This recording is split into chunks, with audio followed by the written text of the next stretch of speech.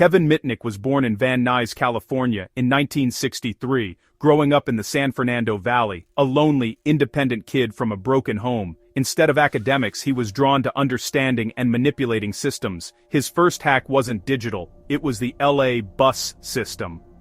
As a teen, he used a transfer slip punch and dumpster-dived blanks to ride for free. For Mitnick, it wasn't about saving money, it was about outsmarting the system. This taught him early that the weakest link is often human. Soon, his curiosity shifted to phone phreaking, manipulating the telephone network with audio tones and insider knowledge. He memorized switch codes, mapped out the bell system, and learned the art of exploiting vulnerabilities. This was his real education, self-taught, relentless, and always a step ahead. As phone networks merged with early computer systems, Mitnick's skills gave him a unique edge. He could route calls through a maze of switches, making his digital footprints nearly impossible to trace. He joined hacker circles, but his obsession for knowledge, especially source code, set him apart.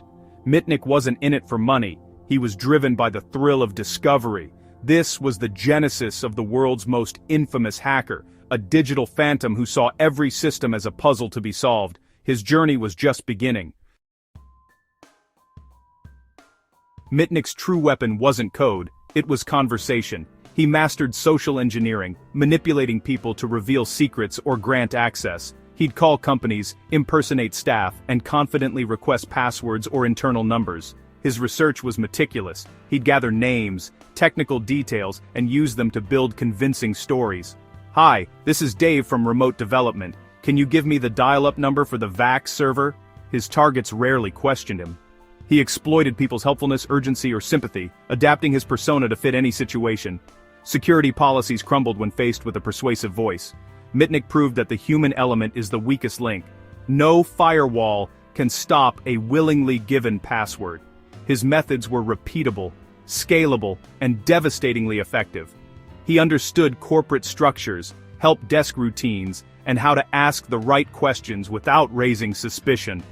With a single phone call, he could bypass millions in security hardware. Mitnick's exploits forced companies to realize security awareness is as vital as any technology. Mitnick's legend grew as he breached giants like Digital Equipment Corporation, Motorola, Nokia, and Sun Microsystems. He wasn't after money, he wanted source code, the blueprints of the digital world. At DEC, he stole the VMS operating system code, exposing the company's deepest secrets. At Motorola and Nokia, he targeted cutting-edge cell phone tech. At Sun, the Solaris OS. Each hack was a complex campaign blending technical skill with social engineering. He'd trick employees for access, then escalate privileges and move laterally through networks. Mitnick's mastery of phone systems made him nearly untraceable, frustrating law enforcement. His exploits forced the tech industry to confront its vulnerabilities and rethink security. To hackers, he was a hero. To corporations, a menace. The Condor had arrived. By the early 90s, Mitnick was America's most wanted hacker, a fugitive evading the FBI with cloned phones and false identities. The turning point came when he hacked Tsutomu Shimomura, a security expert, making it personal. Shimomura, enraged, teamed up with the FBI to hunt Mitnick down. Using network forensics and cellular tracking, they traced him to Raleigh, North Carolina. After days of surveillance, they pinpointed his apartment. In February 1995, the FBI moved in and arrested him without incident. Inside, they found a trove of phones, fake IDs, and computers, the tools of his trade. Mitnick's capture was headline news, symbolizing a new era in cybercrime enforcement. The digital phantom was finally caught, but the story was far from over.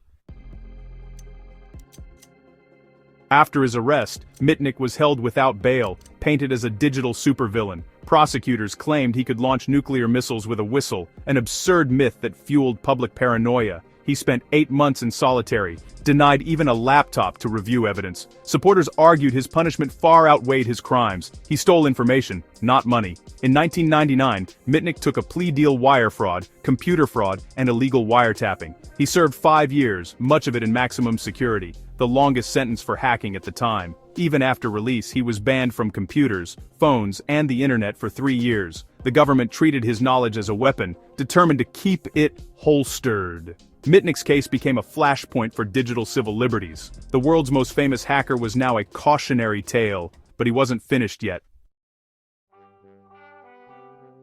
When Mitnick's tech ban lifted in 2003, the world had changed, and so had he. Companies that once feared him now sought his expertise to secure their systems. He became a white-hat hacker, founding Mitnick Security Consulting, his specialty penetration testing and, above all, social engineering.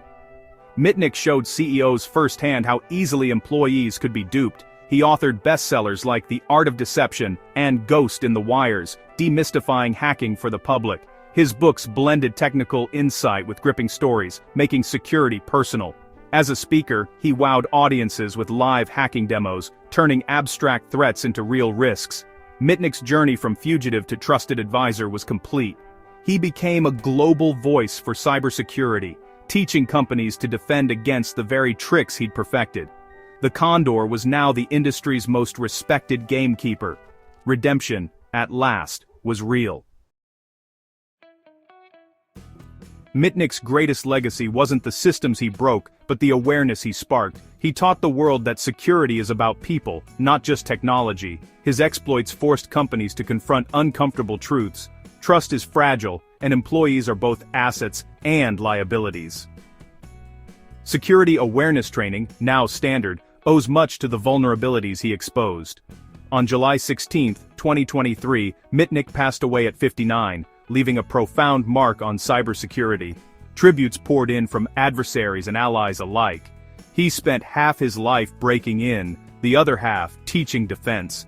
Mitnick's story is one of curiosity, obsession, redemption, and the enduring power of knowledge. He evolved from digital outlaw to respected teacher, reminding us that every system's greatest risk, and hope, is human.